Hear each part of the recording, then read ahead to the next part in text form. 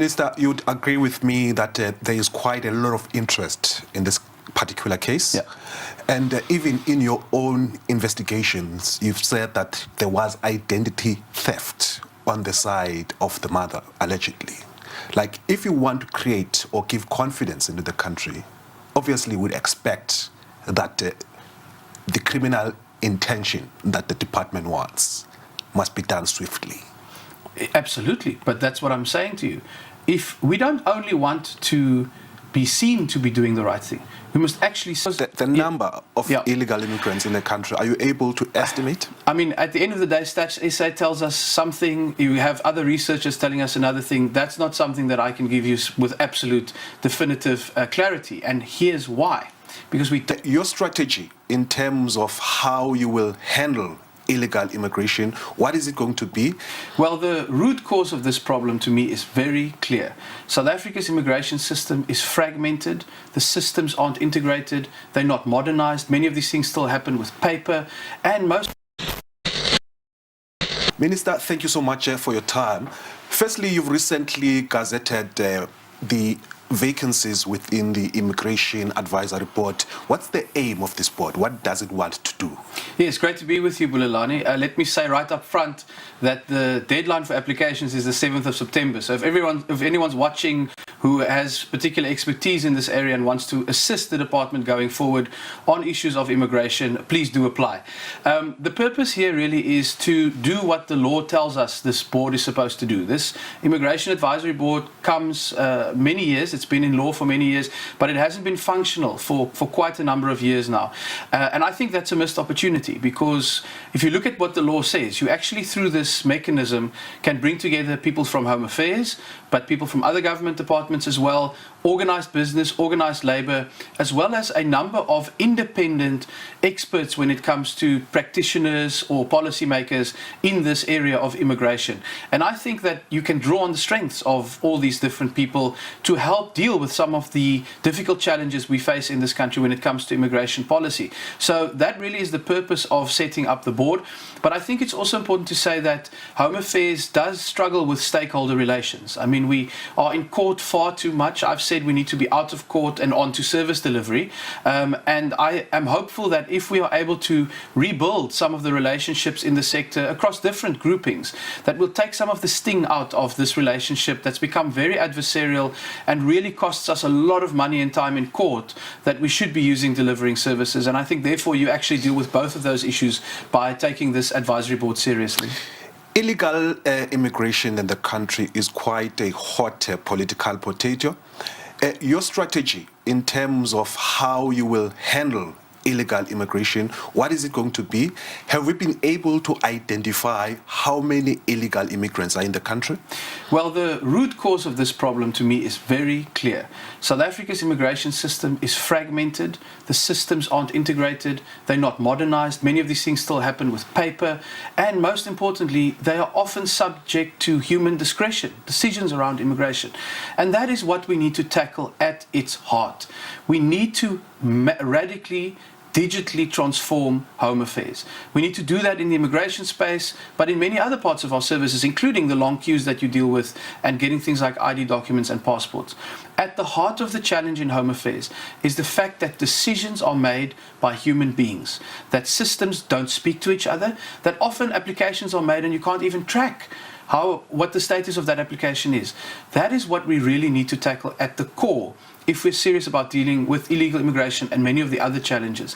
Because the number of illegal immigrants in the country, are you able to estimate? I mean, at the end of the day, Stats SA tells us something, you have other researchers telling us another thing. That's not something that I can give you with absolute definitive clarity, and here's why. Because we don't have an integrated IT system that can answer that question. When people talk about the need for audits, I say audits must be 24/7. Think about the South African Revenue Service. They have built a very modern digital infrastructure that automatically flags when someone should be audited. It's not a question of discretion or a human decision. It says there's something fishy in this application, please audit this person. Why can't we have the same for Home Affairs? Then you don't have a once-off audit of this kind of issues and trying to establish the numbers, but in fact you integrate everyone as we've done with SARS, into a digital system which automatically flags if Bulelani goes for an ID, but there's already an ID on the system there, it must throw up an immediate red flag, and then you audit in real time. So that's really where we need to go with this conversation. I've said to our officials, we can either spend the next 5 years being firefighters and just putting out fires 24/7, but then after these 5 years, the source of the fires will still be there. Or we'll need to be firefighters, deal with these issues as they emerge, but also become preventers of these fires. And that's where I think we need to go, by embracing modern technology. How do we then get to the point where those who are not supposed to be in the country without the valid paperwork are actually ensured that they actually leave? Yes, so I mean, the problem is we are so far behind the curve when it comes to modernizing our Home Affairs system that you first need to deal with things that are very technical and sound small in nature. So for example, let me give you a case. If someone applies for a particular visa, we'd like to automate the adjudication process. In other words, like you would do with any other online application, think about an online banking solution. You would fill in an application form. The computer would check whether this is accurate, or whether all the information is there, first of all. Have you completed the whole document? Then you can click submit. Then the computer has to adjudicate, is the medical certificate that you provided, for example, is that a real certificate or is it a fake? Now, we live in the age of machine learning, and a computer can do that much better than a human can. So if you manage to build that kind of prototype where you're able for a computer to do these things, then over time we'll get to the case that you're talking about, because then we expand it across the system, and ultimately you're then able to say, but everyone must now be on this online system. All South Africans must be captured in this population register, and all your interactions with Home Affairs, whether you are leaving the country, whether you're applying for an ID, will all link back to a central point. Then we can say with absolute confidence that if someone is submitting an application for a residency or a visa or whatever the case may be, that either there's a flag that goes up and we can deal with that person. But where I think we really need to get Bulelani is to not allow these things to happen in the first place. That's the goal here. Someone mustn't be able to get an ID if someone already has that ID. Someone mustn't be able to get a visa or a passport when they are not qualifying and when they're not South African.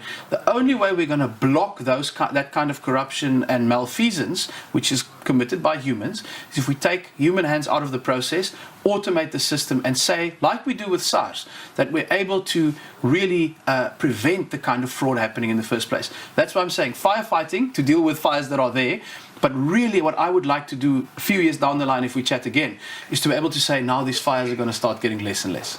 Let's talk about this incident of the Miss SA contestant whose identity was under question. How far is the department in terms of its investigation whether she is indeed a South African? Yes, well, what we've said clearly is that we have looked at this case seriously.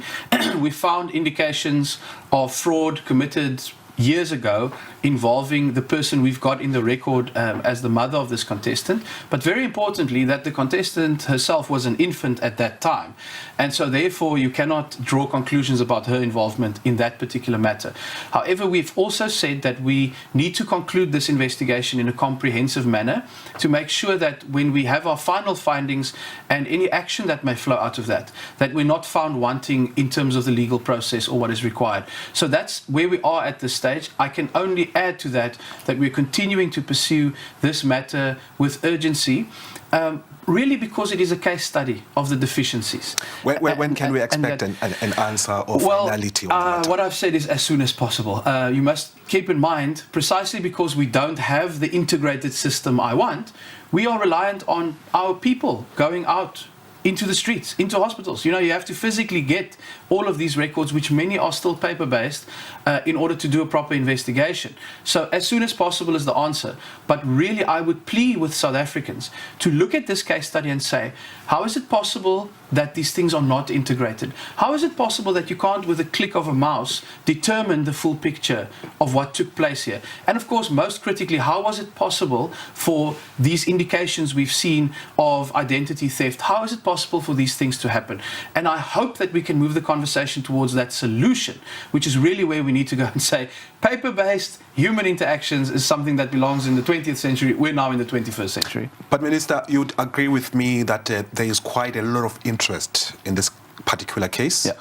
And even in your own investigations, you've said that there was identity theft on the side of the mother, allegedly.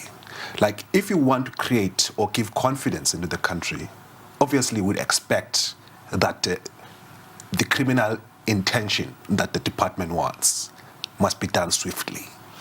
Absolutely, but that's what I'm saying to you. If we don't only want to be seen to be doing the right thing, we must actually succeed. And for that to happen, we need to have a watertight case in this matter and many others that we are dealing with, to make sure that we've got, if there is criminality to be found here, that we've got a case that can be won.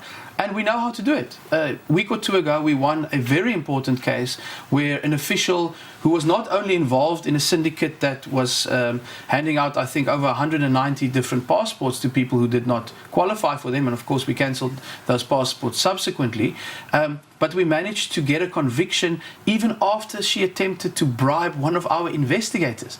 So we know how to do this, but it is very important that we have a watertight case, that we don't come out and prejudge things, which is also why we said at the beginning, we cannot respond on the basis of people not laying actual complaints.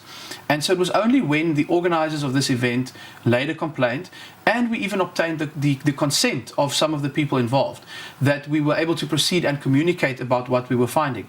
We were doing that because we can only restore the rule of law, which is what this is about, if we actually make sure that we ourselves uphold the law and the rights of all involved. So it's definitely a case that's receiving attention. That's why we're communicating as soon as we feel like we've got something to say.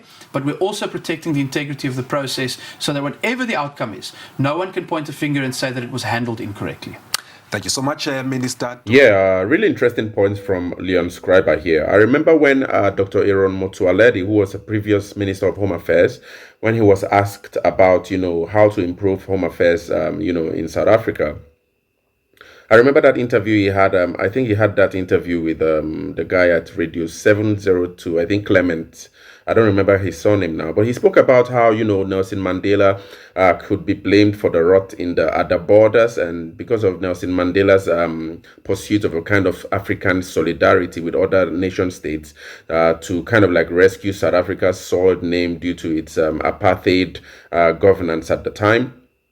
Nelson Mandela opened the borders, of South Africa to these surrounding nations around, and to, be welcoming to refugees and all that. But Dr. Aaron also mentioned how, South Africa needed to rework the United Nations Convention on Refugees at the time, to which South Africa didn't really indicate that there were some clauses to which it wouldn't be partaking in, but that, he would approach the problem from that perspective. But here now we see Leon Schreiber really trying to tackle the basis of the problem, which is a lack of digitization, okay? That in this day and age, it is really inconceivable and unacceptable that papers, that the immigration system in South Africa operates with a paper-based system and human representation. And it's not just South Africa. I think it's even across many countries in Africa, even my own country, Nigeria, for example. You could go to many immigration centers around, and you see these large files still being the central way to process applications and all that. And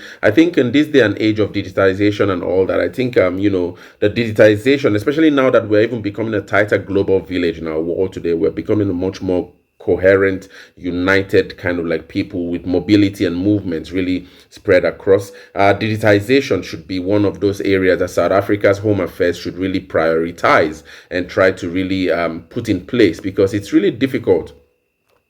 Like, if you remember the question asked by Schreiber here, it's really difficult on how to track applications of maybe someone who is deemed maybe an illegal foreigner or something like that, because it's difficult to track them by these paper-based systems. Many things get missing. Lots of information get missing in the whole trauma, in the whole, cycle and circuits of, illegal immigration. And so as a result of that, Leon Schreiber's perspective to solving the problem of illegal immigration in South Africa comes comes from a perspective and a need for digitization. And probably this would have actually, like if you see the reporter asking him about, the Chidinma Miss SA case at the moment, this would have actually stemmed or probably resolved the issue earlier on in the case of the whole identity theft, which Chidinma's mother was accused of committing during the time, and all of the identity fraud that goes on in South Africa. Digitization would actually help. But anyway, for this report, I thought that we could even go deeper to really understand Schreiber's intentions, his vision, and his anticipations for Home Office in South Africa, and how South Africa could have a much more effective Home Office, system that could help, control the flow of illegal immigration in South Africa. Firstly, Schreiber, I found a really interesting report on Tech Central, and it says that Schreiber actually wants paper-based systems to be replaced by watertight digital systems. Okay. So paper-based systems, they actually create loopholes. They actually create loopholes for corruption, and that this is actually what dominates the Home Affairs systems at the moment in South Africa, to which many would argue actually seems to be like Home Affairs operating from a really ancient time, sort of like a Stone Age perspective to processing immigration applications and all that. So the new Home Affairs Minister now, Leon Schreiber, has called for modernization of the systems at Home Affairs from manual paper-based procedures into digital platforms. Okay, in this interview now, when he was speaking also on Johannesburg 702 radio on Monday, Schreiber actually asserted that digitization of manual systems would actually close the loopholes, allowing corrupt officials and syndicates they team up with to perpetuate identity fraud within the department. So identity fraud appears to be a really big thing in South Africa, where I saw a lot of videos where people were actually complaining on how they really lose out of probably their benefits or some welfare perks because of how their identities were really stolen by maybe illegal foreigners or sort of like some arrangement with some officials in Home Office. And so Leon Schreiber argues that in order to really curb that, there's a need to eradicate the paper-based systems that are actually dominant right now in the processes at the Home Office. I really wonder why the ANC hasn't really pushed for this for the last 30 years. It's really tricky to understand why. If probably it's because of a result of funds or the budgetary cuts and all that, but this is kind of like something that should have been put in place a long time ago for such an advanced nation, I think, in South Africa, in Africa, like South Africa, you see. So Schreiber argues that the paper-based systems, they actually allow corrupt officials and their syndicates to team up with other fraudsters to perpetuate identity fraud within the Department of Home Affairs. Now, there was also the question of that. He's actually responding now to this question, saying that, the question we need to ask is why it's possible for these officials to manipulate the system, and how does it work that one individual can process 192 fake passports? The answer is very clear to me. Leon Schreiber says. He says that we have way too much discretion of humans to intervene in the system. So in South Africa, for example, he argues that in the Home Affairs, it's possible that one individual can actually process 192 fake passports. And he's arguing that this is because of the fact that, there's so much, human discretions intervening in this system. And if that can be changed to the use of more digitized systems and all that, it will be easier to track the processing of these, visas and these passports, so that one could manage the, appropriation of illegal immigration properly in South Africa. Now, Schreiber also arguing, saying that, in other words, when things are paper-based, when they are not being tracked, when they are not online or digital, there is just far too much space for people to exercise discretion and say, if you pay me something, I will process it in the following way. This is why the really fundamental reform we need at Home Affairs is digital transformation. So you see, this is actually takes me back also to the comment Minister of Correctional Services, Dr. Peter Gronwald, actually argued that the GNU, one of the promises the GNU has for the people of South Africa is that it will provide more accountability. So in terms of, even in addition to the effectiveness and, service delivery effectiveness, it actually promises to offer to South Africans. One key variable it actually promises the South African people is the pursuit and, the pursuit of accountability. And I think this is what Leon Schreiber here is trying to do, in the sense that a switch from paper-based to digital transformation actually sells that perspective of accountability, where we actually cut off the whole opportunity to be able to bribe one official within Home Affairs or that regard to actually have a way to process an application without that passing through a system or without being registered in a system. But that if there can be a digital revolution in Home Affairs, then there could be an easy tracking of what was fake and what is real, and thereby be able to assess the case of illegal immigration or illegal or fraudulent applications for visas or passports in that regard in South Africa. So Schreiber has really intelligent, brilliant ideas. Even from the interview you could hear. So it says that Schreiber says that Home Affairs needs to follow the example set by the South African Revenue Service, SARS, which also relied on paper-based systems for a long time, by overhauling its processes onto a watertight online system that has dramatically enhanced efficiency and reduced corruption in SARS. Okay, now to the case of the Miss South Africa, because this was actually one of the cases that actually brought back this whole problem of paper-based dominance, paper-based processes, the dominance of paper-based processes in Home Affairs in South Africa, and the need to shift that into a digitalized space. Schreiber says he discussed the high-profile case of the mother of former Miss South Africa contestant Chidima Adesina, who was under investigation by the department for suspicion of identity fraud. Okay, now he says that Schreiber also said that he would first report to Parliament before giving details to the media regarding the investigation's findings. He has also pointed out that such cases are symptomatic of larger systemic issues, with the lack of secure digital systems at Home Affairs being one of the primary problems there. He also argues that Home Affairs has actually blocked many ID documents that are either suspected to be fraudulent or have been used in fraudulent activity, and that many South Africans who are victims of fraud have been blocked as a consequence of this. Now, Schreiber has encourage all those with blocked IDs to approach Home Affairs to help it separate the real from the fake. Okay, so this is what the Home Affairs is actually going through now. The process is going through under the leadership of Leon Schreiber at the moment. The report here also says that Schreiber also encouraged South Africans with green ID books to apply for more secure and digital ID cards, saying that if we want to combat fraud, please go replace your green ID book with a smart ID. You will find that your green ID book is more susceptible to fraud. And in fact, some research suggests that it is the most forged document in Africa. So the green ID book, I think this is many of you South Africans, this green ID book is actually now being encouraged by Leon Schreiber to try to go change it to a smart ID, so that these cases of fraud with this green ID book could actually be curbed. There was also this really problematic case of the 95 Libyans, the 95 Libyan nationals who actually entered South Africa illegally and were found at these illegal military camps. In the last video I shared with Neil De Beer, arguing that South Africa has become really attractive now to these military camps. So Leon Schreiber actually argues that, we know that these camps were actually found at White River in Mpumalanga, and they also took center stage, right, in Leon Schreiber's prognosis of this problem in Home Affairs.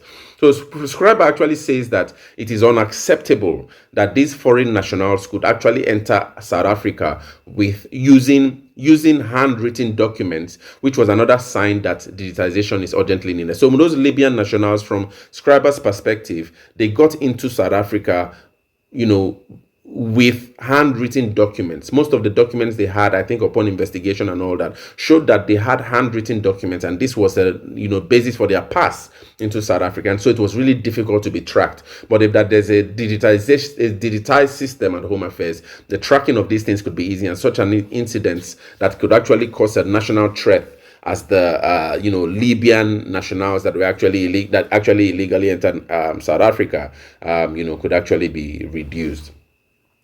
You see, so these are kind of like, some of the thoughts Schreiber has in radically transforming Home Affairs in South Africa. He argues here also that in the year 2024, how is it possible that someone can enter a country with a handwritten document? How easily can a handwritten document be forged? And Schreiber now says that we need to move away from all this human interaction, handwritten documents, and going to foreign missions, so to speak. So the technology is there in 2024, says Schreiber, and that they must secure the system, and that South Africa must not allow online applications. South Africa must now allow online applications, and that South Africa must now circumvent all these opportunities of potential fraud happening. So we see that Schreiber's solution to the problems at Home Office is simple. There has to be a digital revolution in the processes. There has to be more,